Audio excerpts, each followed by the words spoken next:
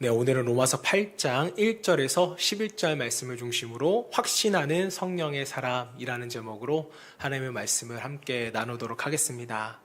우리가 오늘 살펴보는 로마서 8장은요, 성경 전체에서도 아주 중요한 말씀이라고 말할 수가 있겠습니다. 이제 많은 신학자들이 로마서 8장의 중요성을 설명하면서 여러 가지 비유를 든 적이 있는데요. 그 중에 필립 야고 스페런하는 신학자는 이런 비유를 했습니다. 만약 성경이 반지라면 로마서는 반지 위에 고귀한 보석이고 8장은 그 보석의 가장 빛나는 부분이다. 자, 그만큼 로마서 8장은요, 복음에 대한 진리를 담고 있습니다. 자, 그런데 로마서 8장을 제대로 이해하려면 우리는 어떻게 해야 될까요? 앞에 7장을 잘 이해해야 합니다. 자, 지난 시간 우리는요, 바울의 고민에 대해서 함께 살펴보았습니다. 바울은 하나님 뜻대로 살고 싶었어요. 선을 행하고 싶었습니다. 자, 그러나 마음처럼 그게 잘 됐나요? 되지를 않는 거예요. 바울은 그래서 이렇게 탄식했습니다. 7장 24절, 오라 나는 공고한 사람이로다. 이 사망의 몸에서 누가 나를 건져내라. 선을 행하고 싶지만, 하나님 뜻대로 행하고 싶지만 여전히 내 안에 남아있는 그 죄성 때문에 그렇게 하지 못하는 여러분, 사도 바울의 몸부림이 느껴지십니까? 자, 그런데 놀라운 것은요, 로마서 8장에 들어오면서 완전히 분위기가 달라지는 거예요. 7장에서는 바울이 탄식했다면 8장에서는 확신합니다. 7장에서는 나는 왜 이럴까 이렇게 고민하는데 8장에서는 결코 정죄함이 없다라고 선언을 합니다. 여러분, 왜 이런 일이 생긴 것일까요?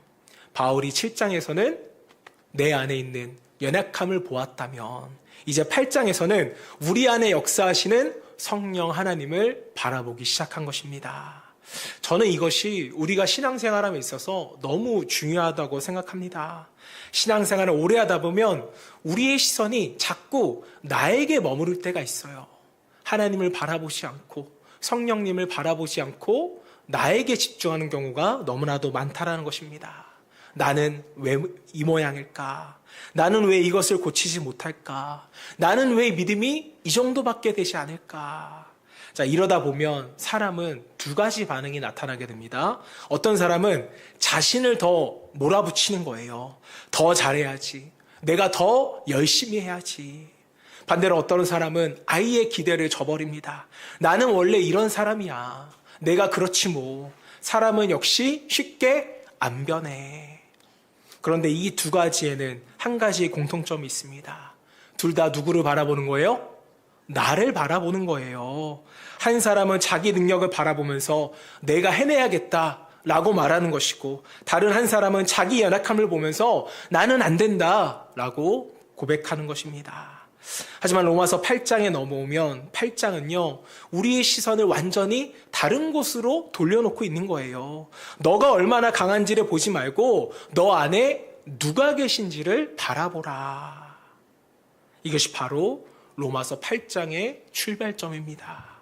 여러분, 이것이 왜 중요할까요?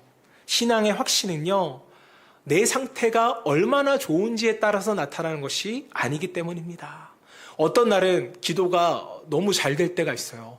1시간에 기도했는데 1분처럼 느껴질 때가 있어 보셨나요? 네, 컨디션 너무 좋으면 이런 날이 와요.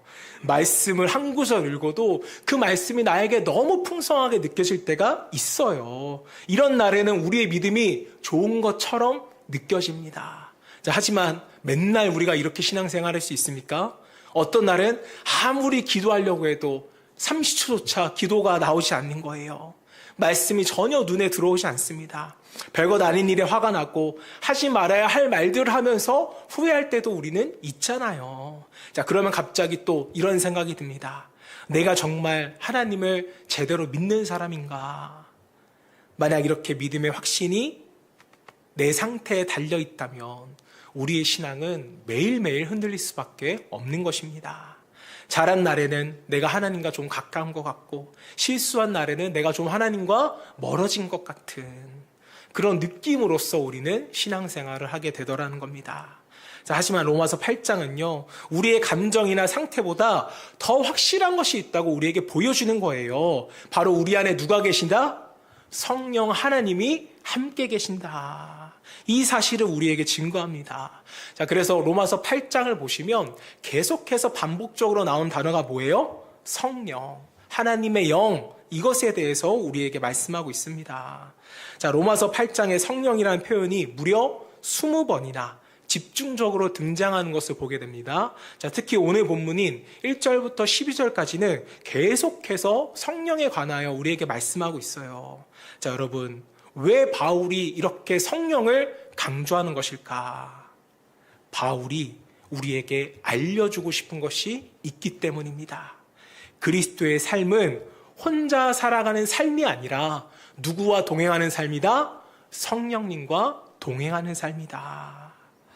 우리는 예수를 믿고 구원받은 뒤에 하나님께서 이제 구원받았으니 이제 앞으로 너 알아서 잘 살아라, 하나님이 이렇게 말씀하신 적이 있나요? 단 한 번도 없습니다. 하나님은 우리에게 말씀하셨어요. 고와 같이 너희를 내버려 두지 않겠다. 하나님께서는 우리에게 성령을 보내주셨습니다. 그리고 성령께서 우리 안에 거하시며 우리를 붙드시고 깨닫게 하시고 인도하시고 변화시켜 주세요. 자, 그래서 성령의 사람에게 필요한 것은요, 나 자신에 대한 확신이 아니라는 것이죠. 나는 잘할 수 있어, 나는 절대 넘어지지 않을 거야, 나는 믿음이 좋은 사람이야, 이것이 여러분 신앙의 확신이 아니라는 거예요. 성경이 말하는 확신은, 믿음의 사람의 고백은 바로 이와 같습니다. 나는 부족하지만 하나님께서는 나를 버리지 않으신다. 나는 연약하지만 성령께서 내 안에 함께 하신다. 나는 흔들릴 수 있지만 하나님께서는 결코 흔들리지 않으신다. 나의 능력과 내 믿음을 확신하는 것이 아니라 내 안에 계시는 성령님을 확신하는 것. 이것이 믿음이고 이것이 신앙인 줄로 믿습니다. 자, 그래서 오늘 설교 제목이 뭐예요? 확신하는 뭐의 사람? 성령의 사람이에요. 성령의 사람은 자기 자신을 확신하는 사람이 아니라 내 안에 계시는 성령 하나님을 확신하는 사람인 것입니다. 자, 예수님께서는 요한복음 16장 13절에서 이렇게 말씀하셨어요. 같이 읽어봅시다. 시작. 그러나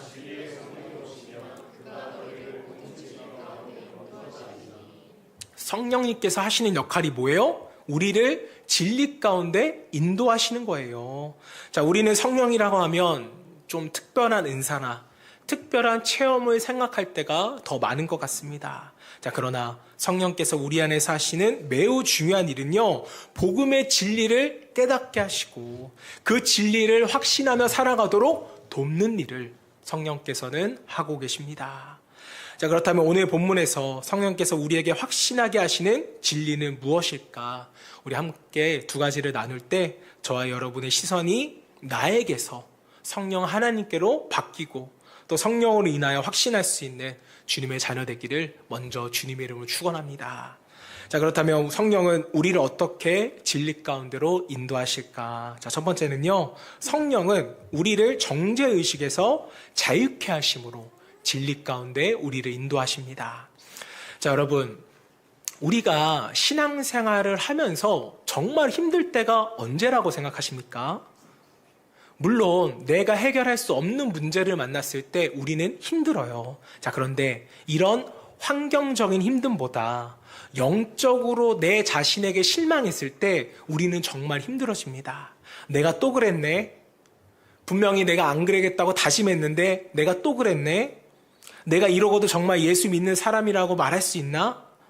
이게 진짜 신앙생활하면서 오는 나에 대한 실망감입니다. 자, 특히나 같은 죄를 반복하게 되면 우리의 마음은 너무나도 무거워져요. 한두 번은 회개하면서 하나님께 다시 나아가는데 계속 반복되면 하나님께 기도하기가 민망해요? 아니면 당당하세요?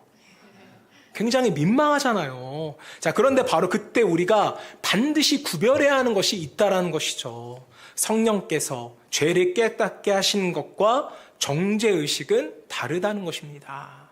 자, 성령께서 우리가 잘못했을 때 우리에게 깨닫게 주님의 음성을 주시죠. 그건 잘못한 거야. 돌이켜야 돼. 하나님께로 돌아가야 해.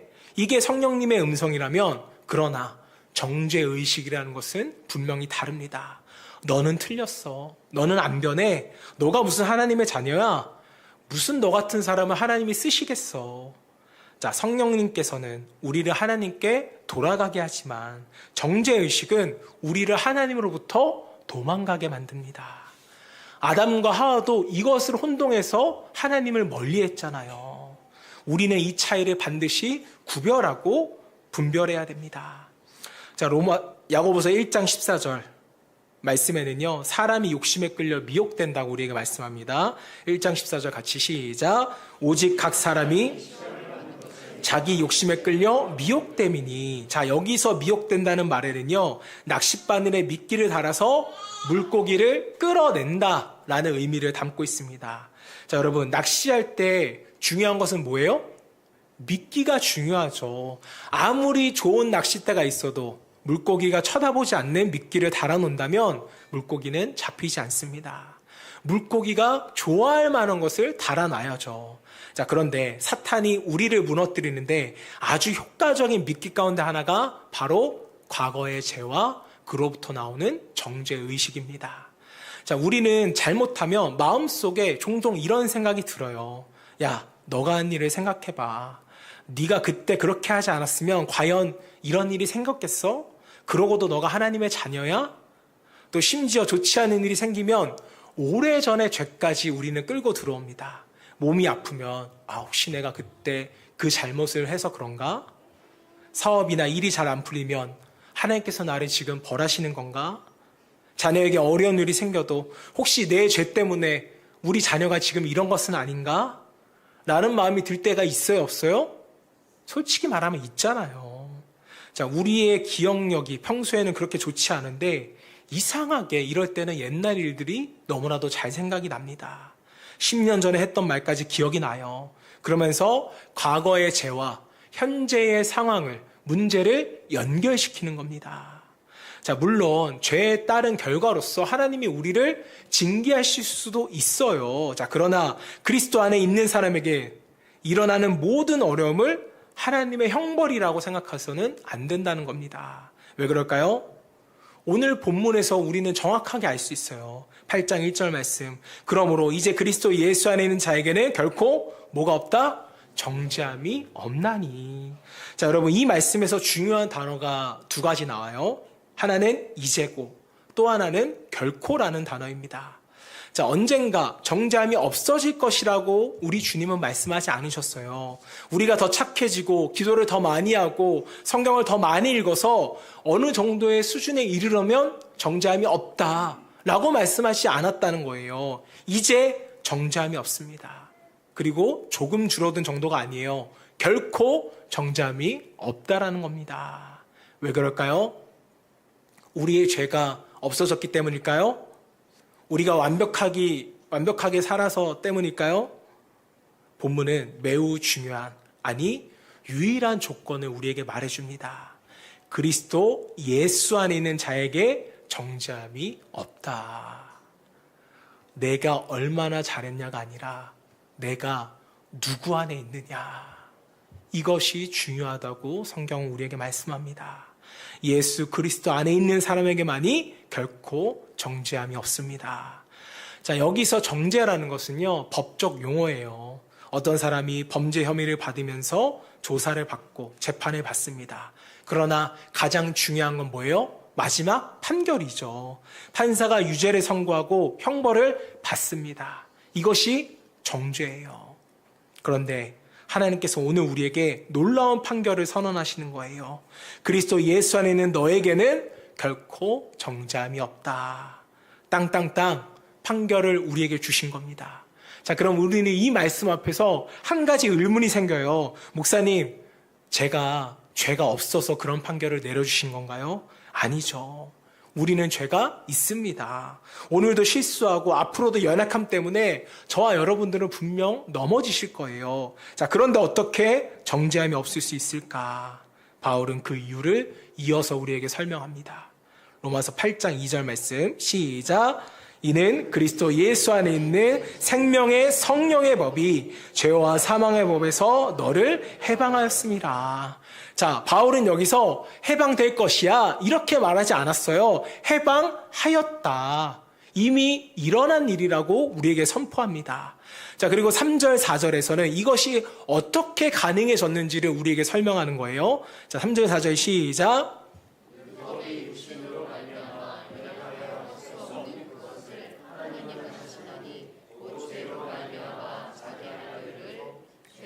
육신의 모양으로 보내어 육신의 죄를 정하사 육신을 따르지 않고 그 영을 따라 행하는 우리에게 율법의 요구가 이루어지게 하려 하심이라.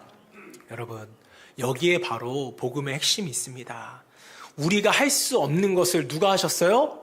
하나님께서, 그분의 아들 예수 그리스도께서 하셨다는 거예요. 자, 우리는 죄값을 스스로 해결할 수가 없는 존재였습니다. 그래서 하나님은 자기 아들을 보내셨고 우리가 받아야 할 정죄를 예수님께서 대신 십자가에서 받으셨습니다. 우리가 받을 형벌을 하나님께서 그냥 없었던 일로 치신 것이 아니라는 거예요. 죄에 대한 지불을 실제로 지불하셨다는 것입니다. 다만 내가 지불한 것이 아니라 예수님이 지불하셨습니다. 쉽게 생각하면 이런 거예요.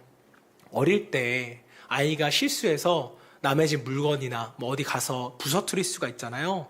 자, 아이에게는 돈이 없어요. 그래서 부모가 대신 그 값을 지불해 줍니다.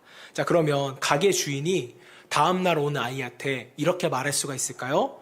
야, 그 돈은 부모가 낸 돈이고 너도 내야지. 이렇게 물을 수가 있어요, 없어요? 물을 수 없다라는 거예요. 왜요? 그 값을 이미 부모가 지불했기 때문이죠. 마찬가지입니다. 예수님께서 십자가에서 이미 우리의 죄를 지불하셨다고요. 자, 그래서 우리가 받아야 할 정죄를 예수님께서 대신 받으셨습니다. 때문에 이제는 그리스도 안에 있는 우리에게는 결코 정죄함이 없는 것입니다. 자, 이것이 성령께서 우리에게 계속해서 깨닫게 하시는 진리라는 것이죠. 자, 그러므로 성령의 사람은 자신의 과거를 전혀 기억하지 않는 사람이 아닙니다. 과거의 실수도 기억할 수 있어요. 부끄러운 일도 생각이 납니다. 지금도 고치지 못한 나의 습관과 죄성 때문에 부끄러울 때가, 마음이 아플 때가 있어요. 자, 그러나 그 기억이 나를 정죄하도록 내버려 두지 않는 사람이 바로 성령을 확신하는 사람입니다. 기독교 상담학자 게리 콜린스는요, 하나님의 용서를 설명하면서 인상적인 비유를 남겼습니다. 하나님께서 우리의 죄를 용서하시고 깊은 바다에 던져버리신 뒤 그 앞에 이런 팻말을 세우셨다는 거예요. 낚시 금지. 참 재미있는 표현입니다. 자, 그런데 우리는 낚싯대를 가지고 계속 그 바다를 찾아가는 겁니다. 하나님께서 용서하신 죄를 다시 끌어올리려 한다는 거예요. 그때 내가 왜 그랬을까? 나는 정말 형편없는 사람이야. 하나님께서 정말 나를 용서하신 것이 맞을까? 하나님께서 이미 버리신 것을 우리가 다시 건져 올리고 있다는 것입니다. 물론 여러분, 이 말 뜻이 우리의 죄와 잘못을 가볍게 여기라는 뜻은 아니에요. 잘못했다면 회개해야죠. 사과를 할 것이 있으면 우리는 사과해야 됩니다.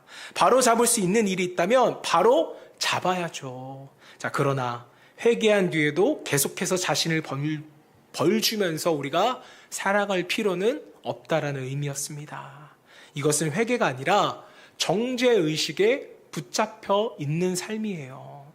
사랑하는 성도 여러분, 성령께서는 오늘 저와 여러분 모두를 진리 가운데로 인도하고 계십니다. 내 감정은 말해요. 너는 자격 없어. 그러나 성령께서는 말씀을 통하여 우리에게 알려주셨습니다. 그리스도 예수 안에 있는 자에게는 결코 정죄함이 없느니라. 여러분, 어느 말을 믿으시겠습니까? 내 안에서 나오는 내 감정의 말을 믿으시겠어요? 아니면 하나님의 말씀과 성령의 음성을 믿으시겠습니까? 성령의 사람은 자기 감정보다 하나님의 말씀을 더 믿는 자들입니다. 자, 그래서 넘어졌을 때 하나님께로부터 도망치지 않는 거예요. 오히려 하나님께 더 가까이 나아가는 것입니다. 이것이 성령께서 우리에게 주시는 확신이죠. 나는 완벽하지 않지만 정죄받지 않았습니다. 나는 부족하지만 버림받지 않았습니다. 남은 넘어졌지만 다시 하나님께로 돌아갈 수 있는 것. 이게 어떻게 가능합니까? 내가 잘나서일까요? 아니죠. 예수님이 이미 십자가에서 내 죄를 사하셨고 담당하셨고 성령께서 지금도 그 진리를 내 마음 가운데 확신케 하시기 때문인 것입니다.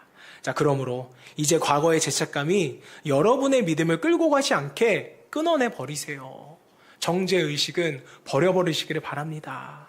성령께서 들려주시는 복음의 진리를 우리가 붙잡을 때 그리스도 예수 안에 있는 나에게는 결코 정죄함이 없다. 이 확신으로 다시 하나님께 나아갈 수 있는 저와 여러분 되시기를 주님의 이름으로 축복합니다. 자, 마지막으로 성령은 우리에게 어떤 진리 가운데로 인도하실까? 자, 두 번째로 성령은요, 우리를 죄에서 자유케 하심으로 진리로 인도하십니다.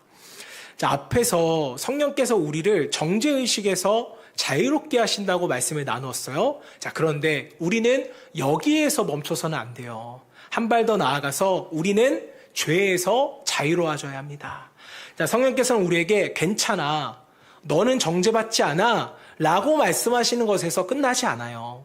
정죄에서 자유롭게 하신 성령께서는 이제 죄의 지배로부터도 우리를 자유케 하십니다. 이것이 중요해요.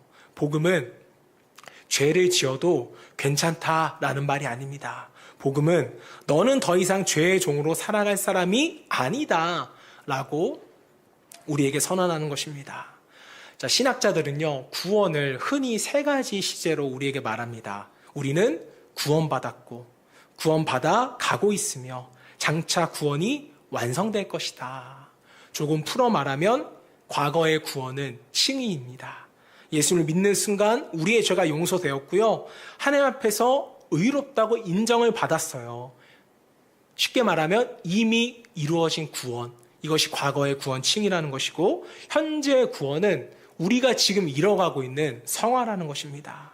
구원받은 사람이 지금 이 땅에서 성령의 도우심을 받아 조금씩 변화되어져 가는 것, 예수님을 닮아가는 과정, 이것이 성화고요. 자, 그리고 미래의 구원은 영화입니다. 언젠가 우리 주님이 다시 오셨을 때, 그때 우리 몸이 부활하게 되고 죄로부터 완전히 자유롭게 되는 것. 자, 그러므로 우리는 과거에 구원받았지만 지금 구원받아가는 사람들이고, 또 아직 우리의 구원이 완성된 것은 아닙니다.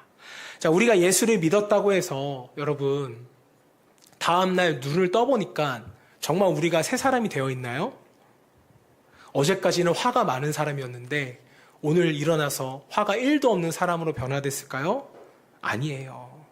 욕심도 사라지고 또 미워하던 사람을 보는 순간 할렐루야, 내가 당신을 사랑합니다, 이렇게 말할 수 있나요? 저절로 나와요? 쉽지 않습니다. 예수님을 믿어도 여전히 화가 우리에겐 있어요. 욕심도 올라옵니다. 상처받으면 다른 사람이 미워지기도 해요. 하지 말아야 할 것을 하고 싶은 마음도 여전히 있습니다. 자, 그래서 어떤 분은 이렇게 생각을 해요. 나는 예수를 믿었는데 왜 아직도 나는 이러한가? 자, 그런데 이것은요, 이상한 것이 아니라는 거예요. 우리는 구원받았지만 여전히 이 땅에서 연약한 육신을 가지고 살아가고 있기 때문입니다. 자, 그래서 바울은 이렇게 말해요. 8장 5절에서 7절 말씀 같이 봅시다. 시작.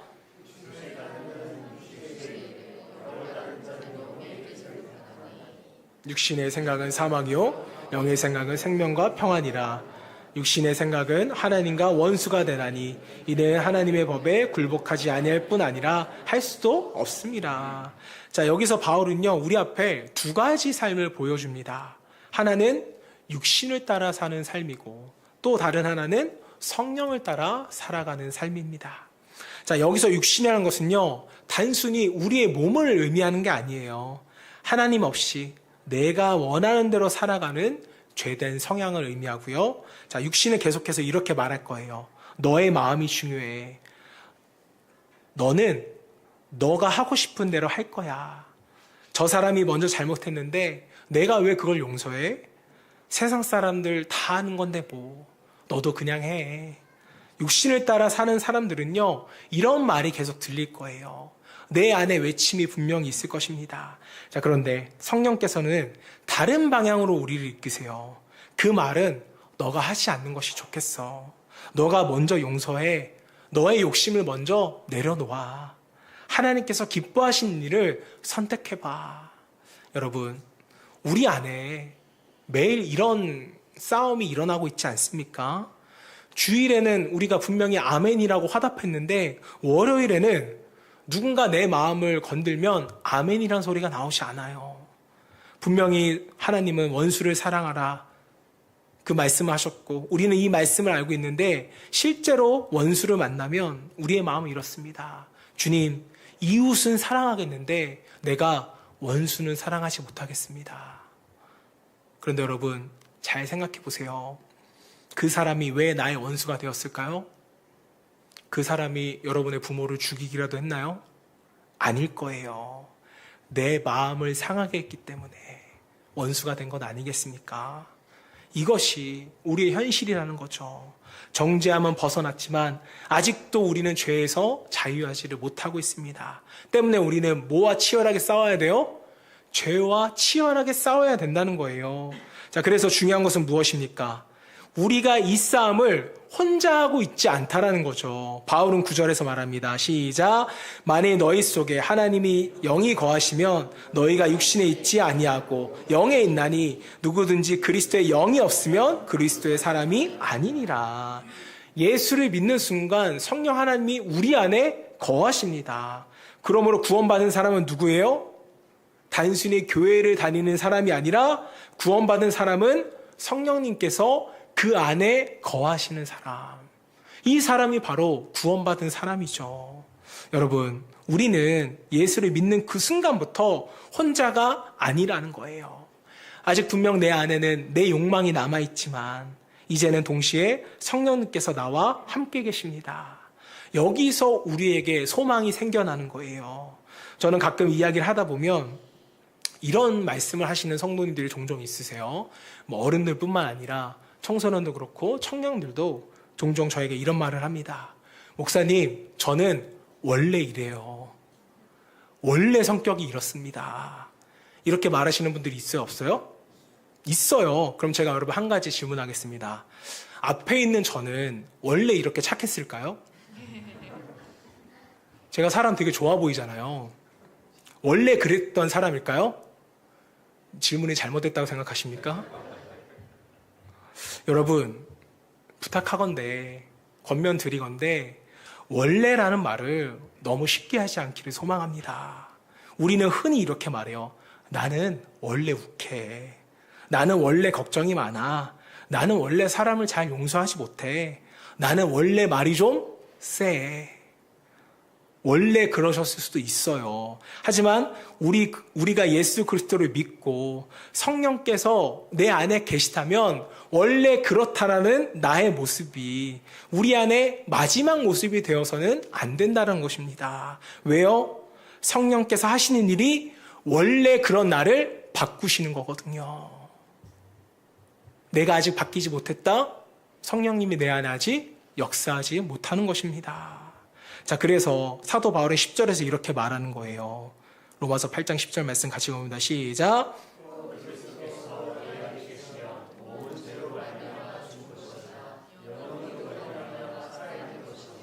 자, 여러분, 우리에게는 여전히 죄에 끌리는 연약함이 있습니다. 자, 그러나 동시에 우리 안에는 새로운 뭐가 있대요? 생명이 있대요.